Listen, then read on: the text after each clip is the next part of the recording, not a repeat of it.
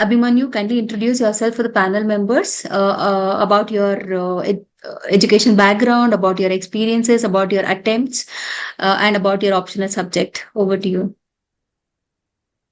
Thank you, ma'am. My name is Abhimanyu Malik. I'm born and brought up in Sonipat, Haryana. I've done my BTech in Mechanical Engineering from YMCA University of Science and Technology, Faridabad. I have done my MA in Political Science uh, uh, from IGNU. Since 2016, I've been working with NABARD, and I'm currently posted as Assistant General Manager in NABARD Rohtak Cluster Office. My optional subject is Political Science and International Relations, and my hobbies include playing table tennis, volleyball, and singing. Abhimanyu. Hello, good evening, ma'am. Good evening. So, who is your role model? Ma'am, in different domains, ma'am, I have different role models. So I cannot single out one person, ma'am. Any one person. Out of that one person, you can take and tell me. Ma'am, when it comes to politics, ma'am, Sri Jawaharlal Nehru happens to be my role model. You can explain why do you think he is a role model? Ma'am, I believe that the kind of circumstances that he has seen during the freedom struggle and his fight for our independence, and more so once we got independence, the kind of works that he did for our country, and he is also called the maker of modern India. So due to these reasons, ma'am, I believe that uh, he is my role model. Why do you want to be in civil service? Ma'am, during my graduation days itself, when I was thinking about the kind of career choice I want to have, so civil services happened to click the right codes with me because I wanted to be in a public service. So because of the kind of diversity that it offers, and also stability as far as career is concerned, the respect that one gets in the society, and also, ma'am, the opportunity to contribute very positively to the society. So all these things, ma'am, were my motivation to join the services. So it's often like when there is a pollution in Delhi, it is often blamed because of the burnings which is happening in the Haryana by the farmers. So do you agree with that? Is that the only reason, or what else do you think? There are multiple reasons to it.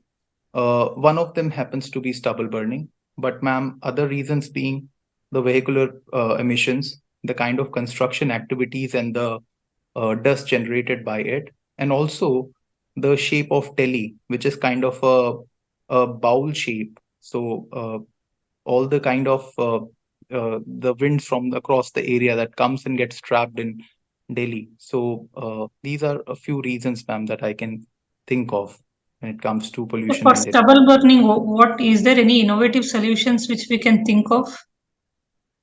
Ma'am, definitely there are many solutions. First being, if we talk about innovative ways, ma'am, is the Pusa biodecomposer. So that leads to decomposition of the stubble within the field itself. Second, ma'am, the in situ crop residue management. So with the machineries like happy seeder, super seeder, rotavator, we can basically incorporate the stubble within the soil itself. Also, ma'am, third is the XC2 management. Now there are a lot of products like the animal feed, briquettes, and paper, and also bioethanol. So these kind of products can be made out of stubble. So, ma'am, the efforts are being there to harness all these alternative ways to manage stubble, and ma'am, we have seen quite a good success in these areas. What is listed and unlisted securities? Ma'am, listed securities are basically those that are listed in that are being traded in some stock exchange, recognized stock exchange. Ma'am, unlisted securities are traded outside. They may be traded but outside the purview of a stock exchange. Okay. What is F&O? Futures and options. Ma'am, these are basically derivatives, ma'am, a kind of derivative in the financial market. So in this, ma'am, basically the trading happens at a future date. So there is a predetermined date for the trading of that derivative to happen between the two parties. So Options. ma'am, options is a mechanism where the buyer gets the opportunity to whether or not actualize the trade or not on that particular day, ma'am. Although, ma'am, I'm not sure about it, but this is what I'm able to recollect at this moment. What is social stock exchange? Recently it was in news. Can you recollect? Yes, ma'am. Ma'am, this is a new mechanism that the government is envisaging for uh, basically ensuring finance or not finance, ma'am, but grants to the social sector agencies, mainly the NGOs and civil society organizations, so they can basically get funds from the donors through the mechanism of social stock exchange. So any investor will invest in a securities to earn profit, but in this, when it comes to the social or these kind of a social enterprises, they are not doing anything with a profit motive. Why investors should invest in such a shares? What is the benefit? Ma'am, it is more to do with the corporate, the social responsibilities. Now, there are many donors, there are many companies who are otherwise also investing in some way or the other towards the NGOs and the civil society organizations as part of their legal responsibility under the CSR mandate, and also otherwise as philanthropic ventures.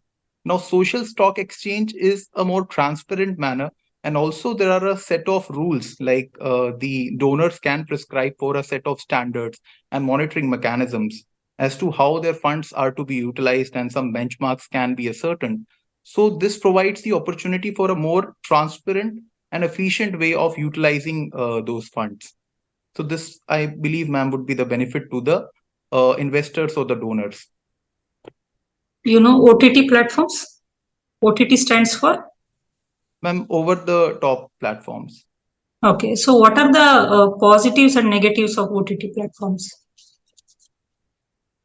Ma'am, positives, I believe that it provides more opportunities for the people to consume more entertainment stuffs. So if some people are not comfortable going out to say watch a movie, so they can utilize the OTT platforms to consume some entertainment stuff, or even documentaries and other also informative videos also.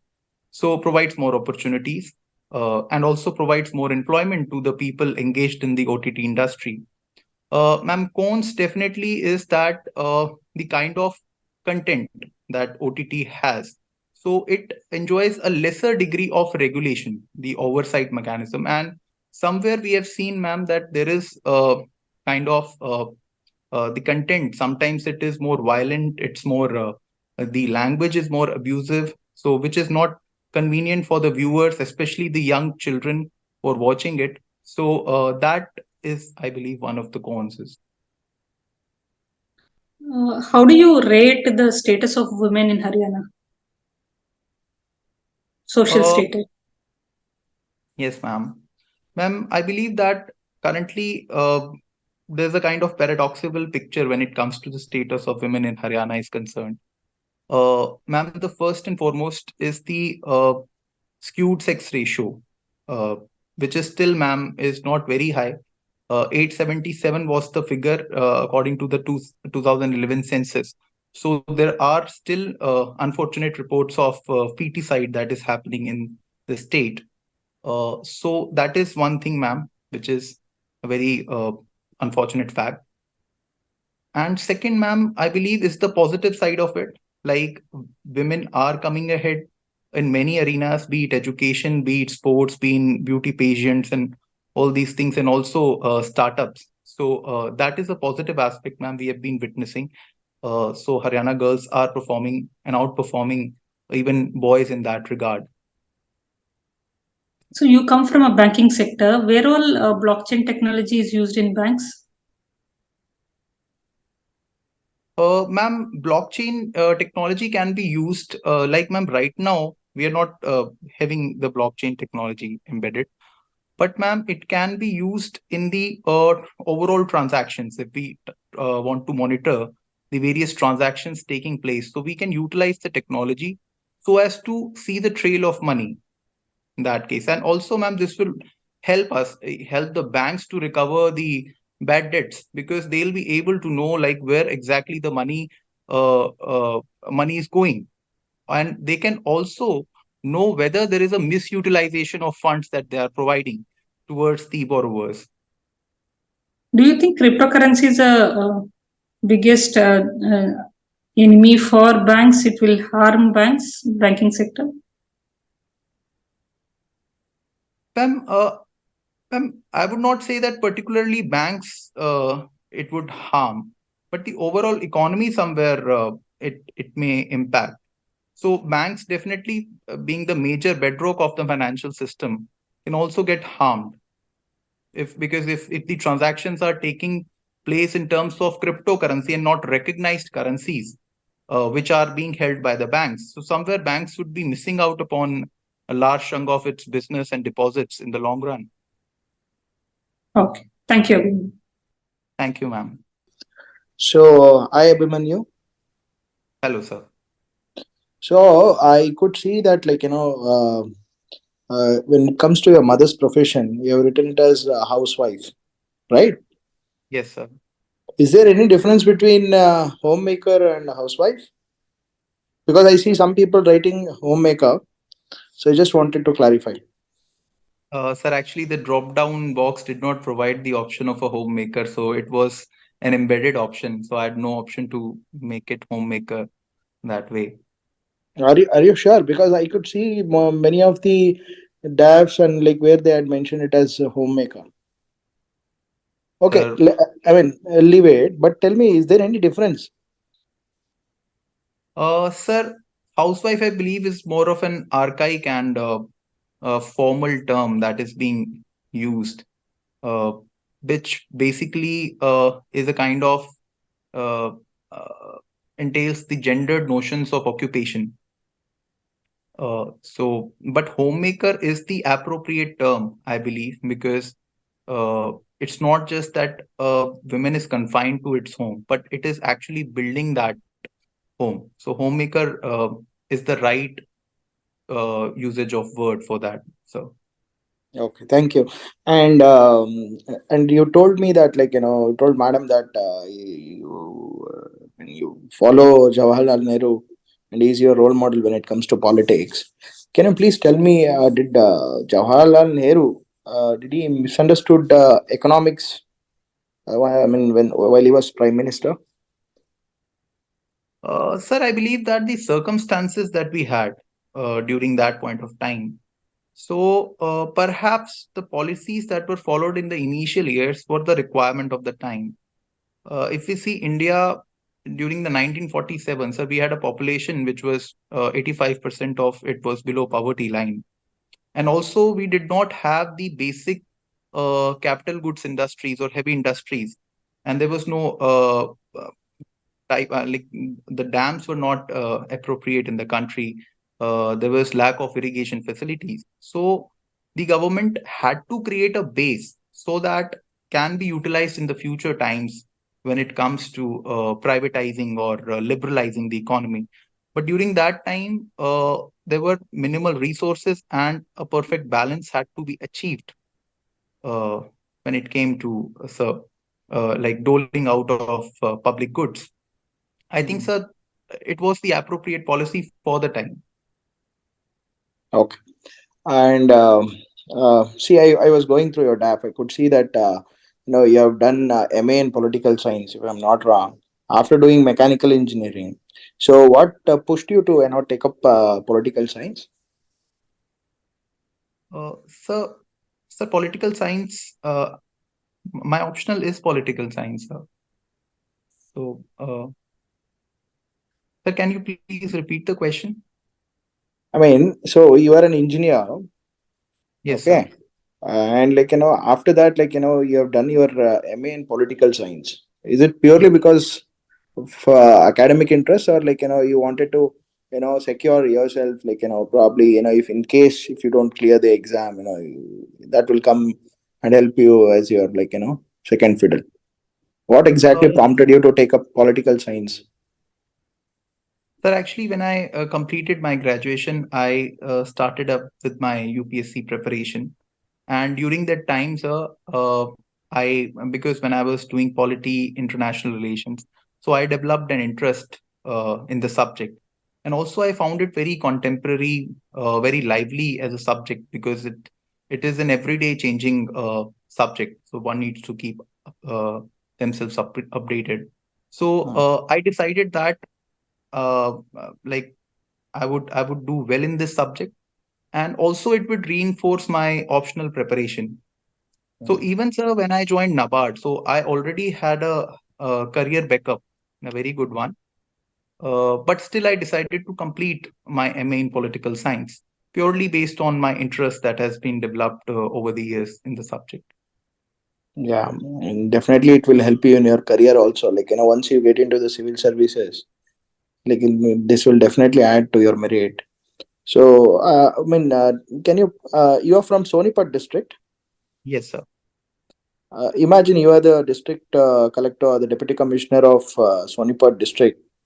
Can you tell me your three priority areas, which where exactly you need to focus to, bring in more development to the district?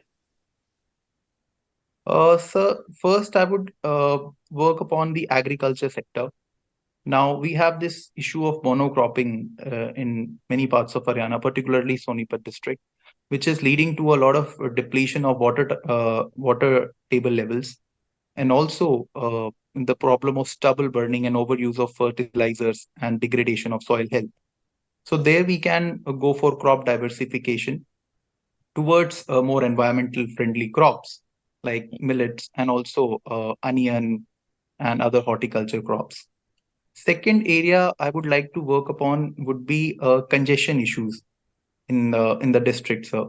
So there is a lot of traffic mismanagement in the district, and also there are many roads that are still not completed, or they should have been completed. So my priority would be to identify those choke points and provide proper traffic management, remove the encroachments that are there, and the projects that have been stalled due to issues like land disputes. So that can be resolved, sir, with proper meeting with the stakeholders and all. Hmm.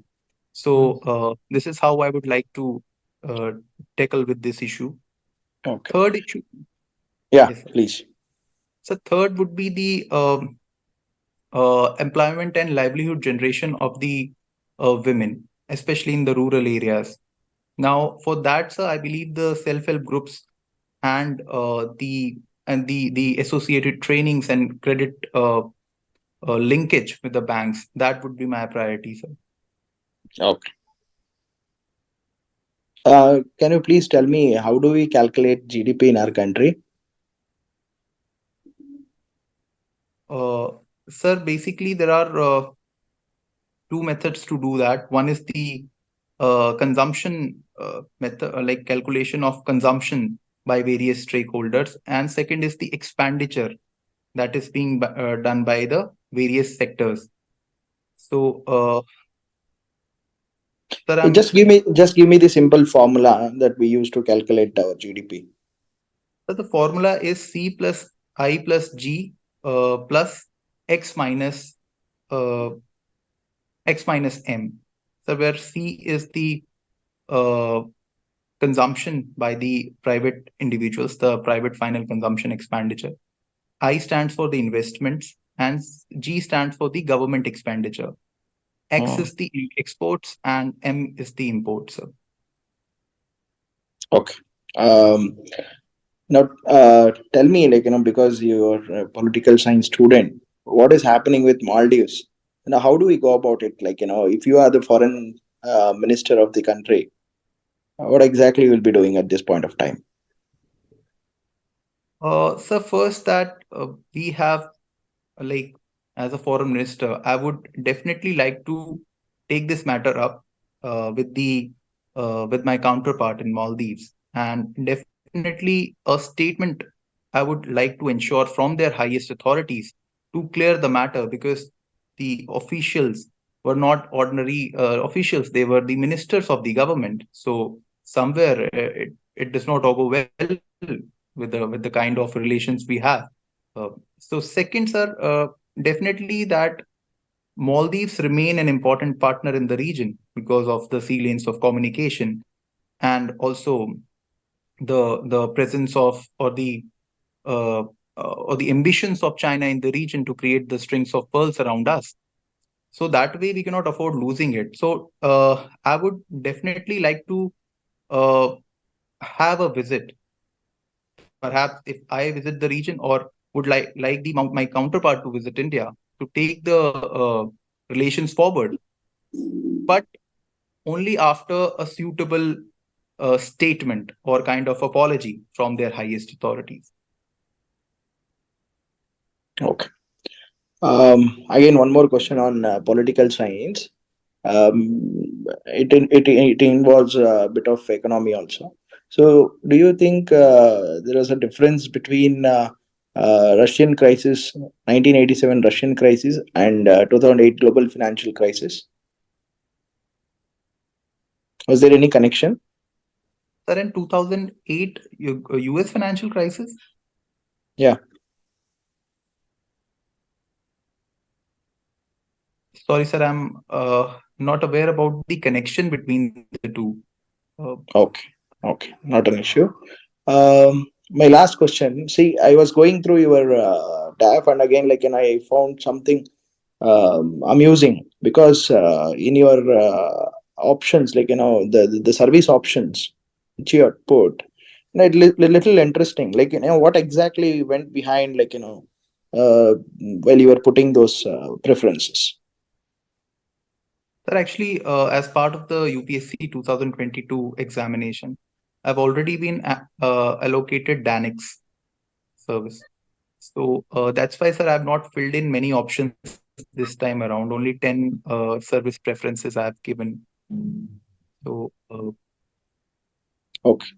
Okay. My last question. Today, you're already a civil servant. If you ask me, I always feel that, like, maybe we are not delivering 100% because of various factors. If I ask you, like, to list out top three excuses, or like the reasons why we are not able to deliver 100%, why bureaucracy is somewhat failing, can you please list out these three reasons?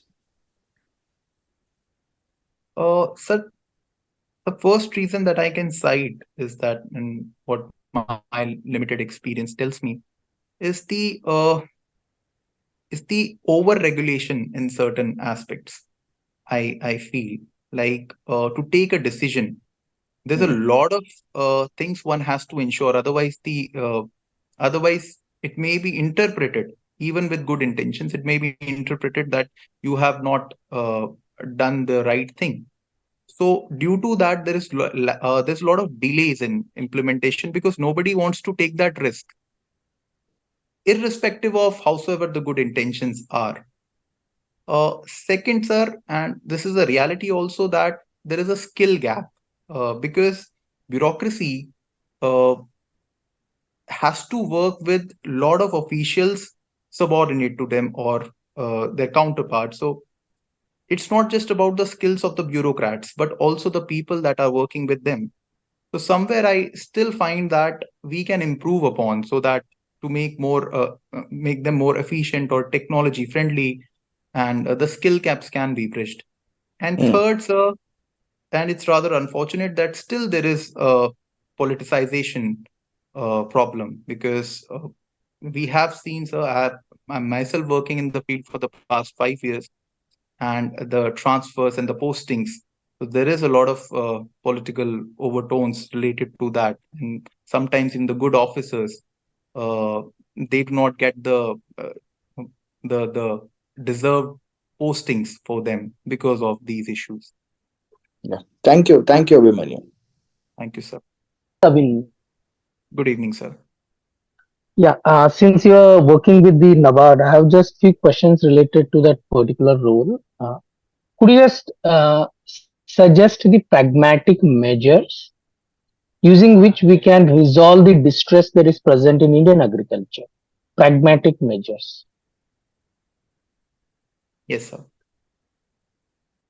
Sir, can I take a few seconds to think about it? Yes, please, yes, please.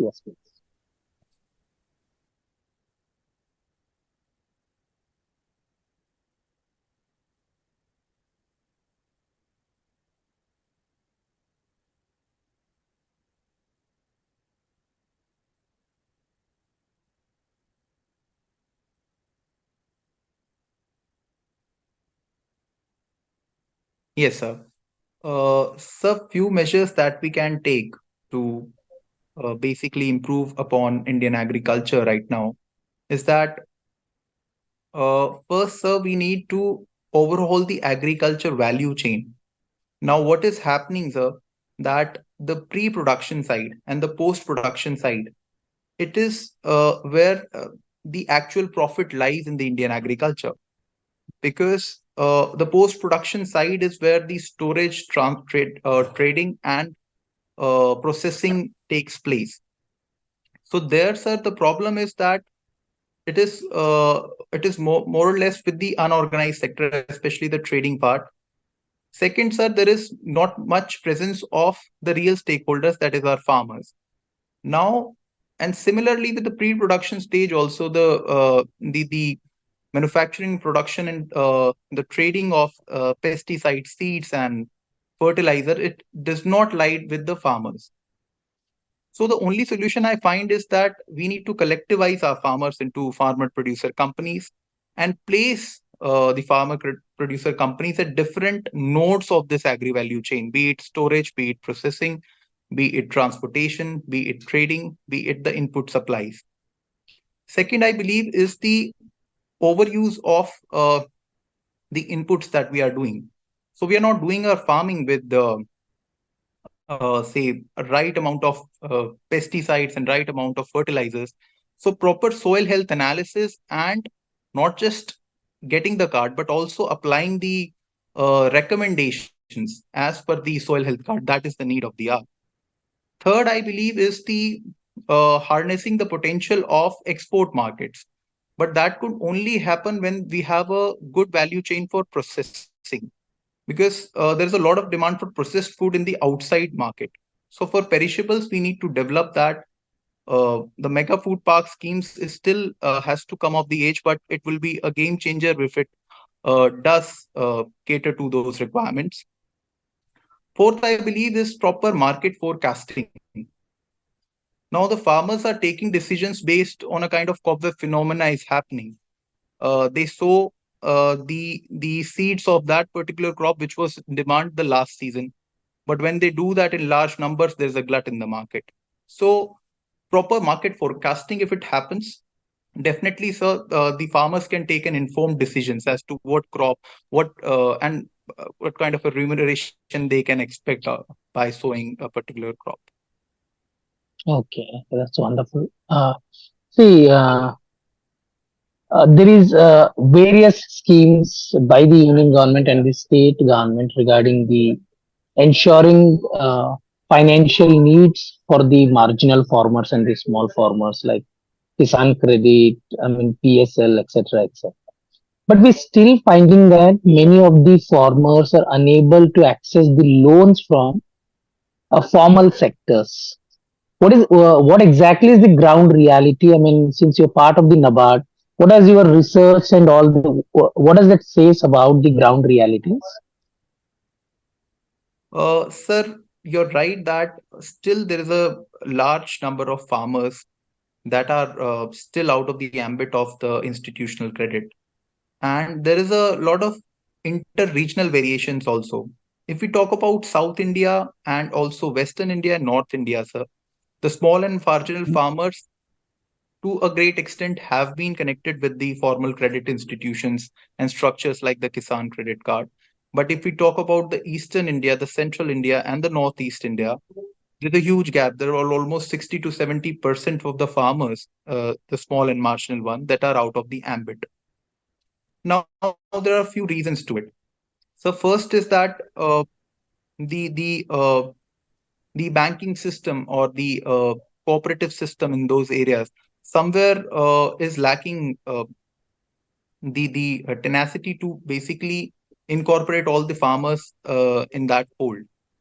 Second is the unavailability of uh, the security. Basically, most of them still are sharecroppers, or they're not having proper land title rights, so they are not able to get access to the credit. And this issue is also available for the entire country when it comes to accessing long-term credit, sir. So farmer does not have a kind of security, because agriculture land for long-term credit is not construed as a security. They want an urban land or more tangible securities like bank FD, like this. Uh, so there are possible solutions to it that we can think of. Like we need to provide some lease rights or title rights to the farmers. Land digitization can be one solution.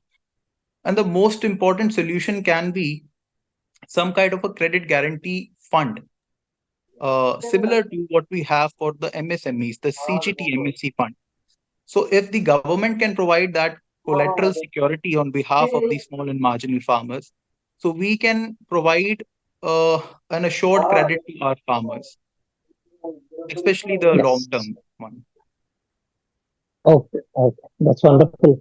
I mean, regarding the agriculture, I just have the last question for you. I mean, see, there was this huge cry over the three farm laws that were implemented. I mean, they were brought in by the current NDA government.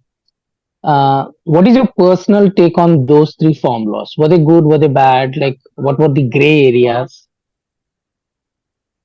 Sir, I believe that they were uh, they were wonderful laws, and it was the need of the hour. And many of the farmer unions have also demanded the right for the farmers to sell their crops to whatever place they want, or whichever seller they want, buyer they want. Now, somewhere the apprehensions got good of the farmers, of the good intentions of the government. Otherwise, it would have provided farmers with more options. It would have also led to a lot of development in the agri value chain. Would have let the exporters develop, or the processors develop a lot of infrastructure when it comes to storage, and that would have prevented distressed sale from the farmers. The Essential Commodities Act, uh, unfortunately, that also was amended with the farm laws, and there was no issue with respect to that, but somehow it also had to be taken aback, the amendment through it.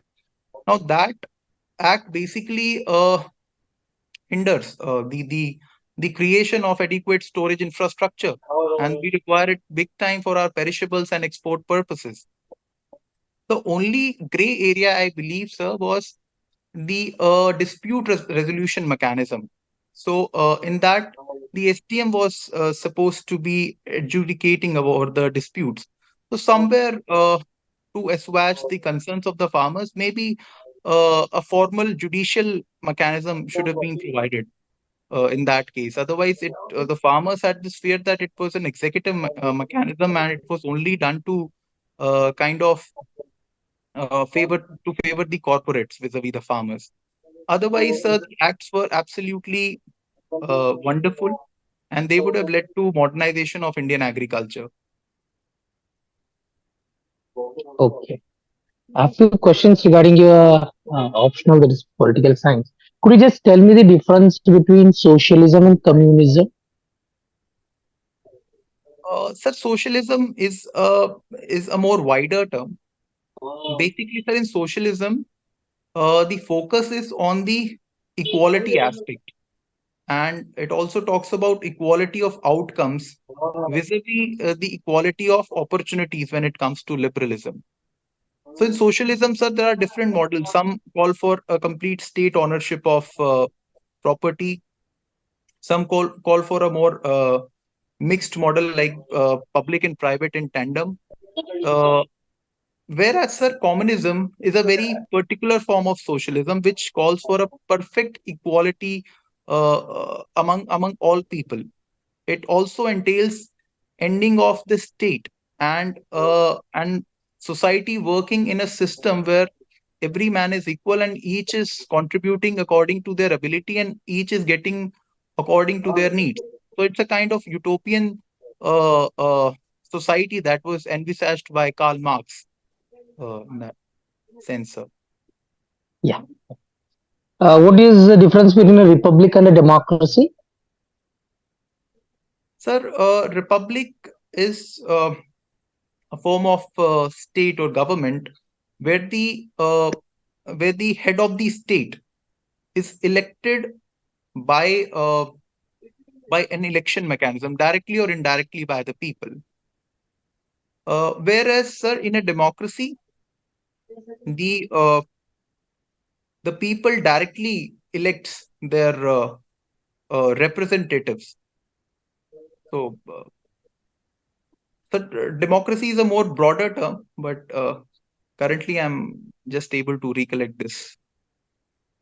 Okay, that's okay. I mean, I have last question for you.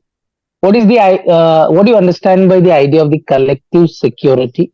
Do you think there is a need for India to join any such kinds of collective security agreements? I mean, to join such collective security agreements? Sir, I believe that India has very clearly stated its position not to join any collective security arrangements. Sir, we have from the very beginning has perceived collective security arrangements as diabolical to international peace, and it's a kind of nervous situation of peace because it's nothing but a balance of power arrangement, and there are nothing but military alliances at the end of the day. So we have steered clear for uh, uh, uh, from the days of Seato, Cento in our neighborhood, and NATO, sirs, we have still clarified that we are against joining NATO from for now and forever. Uh, and second, sir, it also has a kind of strategic imperative for us. If we happen to join any of the collective security arrangements, so some of our partners, they may not be comfortable because they may be adversary to that particular collective security arrangement. So for our strategic autonomy also, it's important for us not to join any collective security mechanism. Yeah, that's it. Thank you. Thank you, sir. Yes, sir. Hi, Abhimanyu. Hello, Uh, sir. so, Abhimanyu, you talked about skewed sex ratio in Haryana, right? So, my first question is, what are the particular reasons why in Haryana we have kind of lowest sex ratio in India? Sir, I believe, sir, there is a lot of entrenched patriarchy in the society, which is more than what we have in the different states, and it's bearing on the different ritualistic and social orders. Now, sir, in Haryana, all the social customs, if we see, the girl is deemed as a financial liability, whereas the guy is deemed as an asset. And all our customs, we have a kind of system of gifts from cradle to grave towards the girl. So somewhere many families construe girls as a liability to have. Second, and the more practical reason is the technological availability. Now, sir, there is access to the sex determination techniques, uh, and also as far as doctors are concerned or clinics are concerned, and also the affluence of the people to afford such sex selective abortions. So this aspect dominates in the present vis-a-vis the social aspect. Isn't it prohibited in India, sex selective Sir, abortions? it is absolutely prohibited as per the PCPNDT law, but there is unfortunate incidents of unscrupulous practices by certain clinics.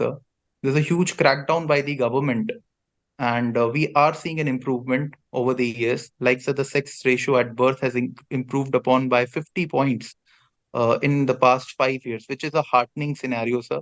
But still, there is some a way to go ahead in this direction. Okay, so one more related question to Haryana.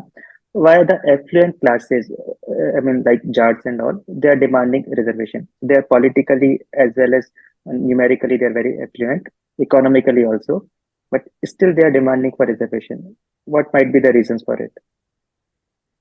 So the few reasons I can cite or to think about is the land fragmentation that has taken place over the years.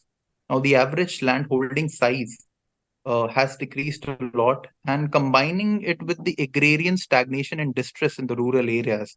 So, somewhere there's a lot of unemployment and also stagnating incomes in the rural areas, especially with the Jat community, which is a farmer community in Haryana. Second, also, sir, that there's a lack of culture of self-employment. So still, that self-employment impulse has not developed in parts of Haryana, and they still see government jobs as the panacea for all their economic woes. So, and third, sir, is the peer movements that are happening in different parts of the country. Like with similar communities, like other farming communities are demanding the same. So there's also a peer effect that we witness in Haryana in that regard. Mhm. Okay. With respect to sports, Haryana is doing extremely well as compared to other states, right? So what does Haryana does differently from other states? Sir, I believe that sports is a part of Haryana's culture. We have a system of we have akhada systems in every village of Haryana. There's a playground that since ancient times there used to be playgrounds in every village of Haryana. So from the very culture, sports come about.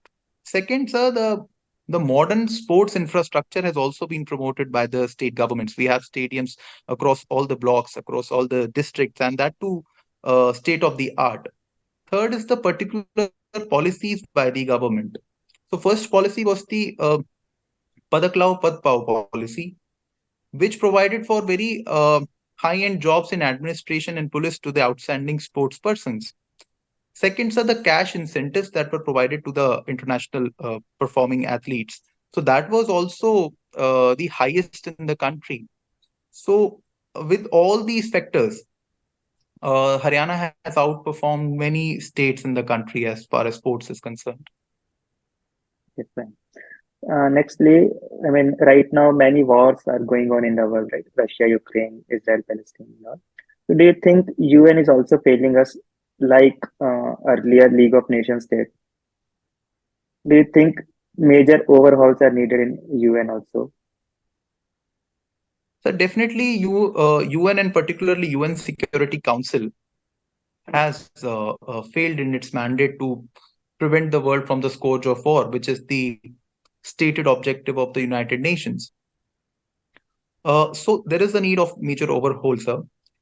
The UN at the present day does not, and the UN Security Council in particular, does not reflect the realities of the current day times. And it needs to be more representative with including more countries like India, like Brazil, Germany, Japan, and nations from Africa and Latin America to make it more broad based and sound. Second, the mechanism veto somewhere needs to be debated and discussed. So maybe a kind of qualified majority mechanism to take enforcement decisions that can be thought about. Because with the veto and the UN Security Council being permanently broken into P3 and P2, there's very difficult it's very difficult to get a consensus on any of the major issues in the world because it's a permanent adversarial situation when it comes to the UN Security Council. Mhm. Okay. And my last question to you is your neighbor state of Punjab, right? The drug problem there is it has become a social problem now, right? So if you are made a DM in the state of Punjab, right? What measures will you be taking for resolving this problem? So, sir, I would like to take the steps in terms of both demand and supply of the drugs. Now, for the supply mechanism, there should be a strict check on the delivery mechanism of the drugs. Suppose, sir, if I'm posted in a bordering district of Pakistan, because major drugs come in the state of Punjab from the borders itself. So the delivery mechanisms are infiltration, and also now we are seeing usage of drones. So there should be a, a, a monitoring mechanism and detection mechanism of the same, and that should be enforced so that the supply side is cut from all equations. Second, sir, as far as the demand side is concerned, first and foremost, we need to rehabilitate the youth that is already into, say, drug abuse. Second, sir, is the creation of sports infrastructure and channelizing the energy of the youth towards sports. Now, there was one initiative by the state of Punjab where they also provided incentives to the youth to take up sports so that they do not fall for the problem of drugs. Third, sir, is the provision of skills to the youth, because one of the major reasons for drug abuse is that the youth are not getting employed at uh, in certain arenas because they do not have skills, and ultimately they get caught up in the drug abuse cycle. So, if we provide right skills to the youth, we have schemes with us as part of the Skill India initiative, the PM Kaushal Vikas Yojana. So we can ensure that the youth can be employed in much more productive things. Fourth, obviously, would remain the awareness generation aspect. And fifth, I would say, would be the checking of the drug use in schools and colleges. Now, they are becoming the major hotspots, especially the colleges and universities, where it is more used in a recreational manner, and ultimately the person then starts suffering as an addict. So if we can check, we can have more monitoring oversights over these places. I think, sir, we can do well to tackle the issue. Thank, thank you, Abhimanyu. That's it from my side. Thank you, sir. Abhimanyu, Yes, ma'am. your body language was good. You were very calm and composed, and you were answering almost 80-85% of the questions you were able to answer. So the not many suggestions, one or two. What I would like to tell you is, usually here we were not interrupting you. You had full time to answer. But in the when you go for the interview, usually they'll disturb you in between. So what you have to do is the most important point you have to tell in the beginning and finish it off. Yes, ma'am. So that even if they interrupt, it's okay to take the next question. Okay. And when sir was asking you on Maldives question, like what will you do if you are if you have given that responsibility, you were using definitely I would go, definitely I would do this. Maybe that may be avoided. And regarding the role model, I think you were not prepared on the spot. You just answered. Maybe you can improvise on it. Who is your role model? Who inspires you? Such kind of questions can be asked. So prepare before and go. Sure, Okay, ma'am. that's it. Prepare well. Already you have prepared. As I said, almost 80% you have prepared. Balance, you just revise and make your answers more fine tuned. Be precise. Within 1 minute, try to answer everything. Two or three important points, try to tell. Otherwise, you are really good. All the best. Yeah, I mean, whatever ma'am said is, I totally agree with her. And also, I mean, I really like the way, you maintained. It was a long interview basically, but you maintained this tempo and the momentum throughout the interview. That is the best part. And but my suggestion would be, see, madam also asked you like a lot of questions. I also asked you a lot of opinion based questions, and also, like, I asked you what are your priorities, three priorities as DM Sonipat. Here, I think your best answers are coming at the end. Your third priority or your third option or third opinion is the best opinion, if you ask me. You say, I mean, with respect to this particular question, the SHG and linking them with credit linkages and all, that was the best part. So that should have come in the first priority itself. So what I would suggest is, yes, you need to answer, you need to be brief, maintain brevity, while you're answering to opinion based questions, but take some time, take 5-10 seconds before you start. Yes, sir. Just recollect your thoughts. See, you are a political science student. I was asking you, why did you do MA in political science after doing engineering and all these questions, though it may feel that they are trying to kind of push you to the corner and all those things. This is when you can seize the opportunity and bring out your character, Yes, sir. bring out your personality. So, and even republican democracy, it is, I mean, these things, be very succinct and know the meanings. Republic is basically the power rests with the public, that's why it is republic.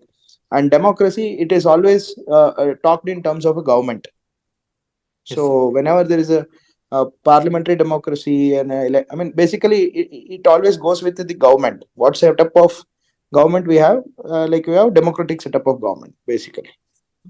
Okay. So, and then uh,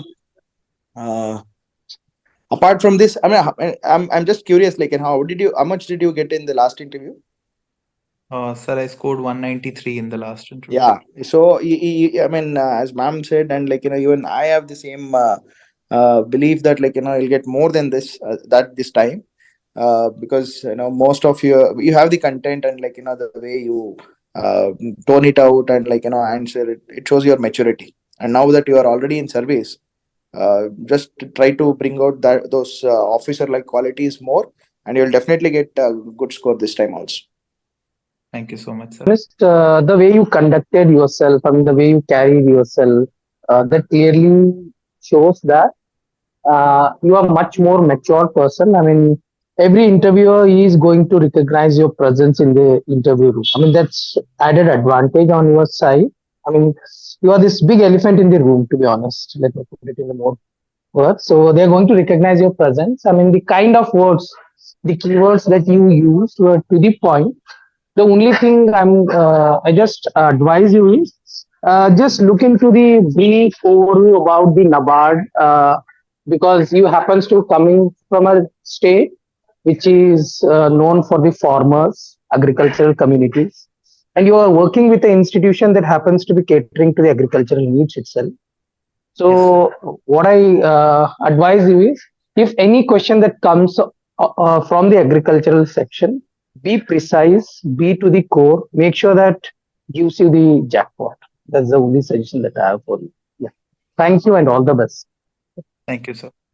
Definitely, all the best to you. I mean, your commitment during this mock interview was commendable, and definitely we would like to see you as one of the finalists, and I mean, sorry, one of the officer down the lane, and I mean UPSC officer down the lane, and yeah, all the very best, and kindly reach out to us in case if you need any support, any support in terms of another mock, or if you want to talk to any of the panelists or the officials, definitely we would be willing to help you out in that.